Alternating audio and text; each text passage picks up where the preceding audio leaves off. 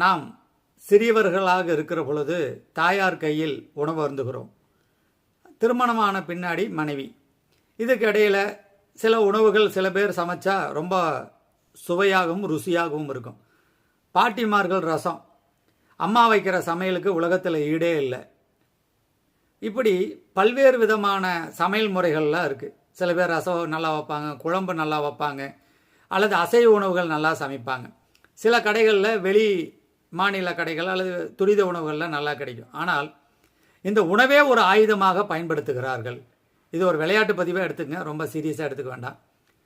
இப்போ வீட்டில் அதாவது கல்யாணம் ஆன பின்னாடி வீட்டில் இருக்காங்க, கணவன் சொன்ன பேச்சே கேட்கறதில்ல.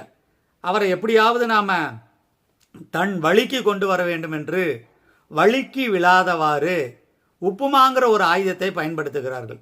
அந்த உப்புமா மிகப்பெரிய ஆயுதம். அதை சாப்பிடுபவர்கள்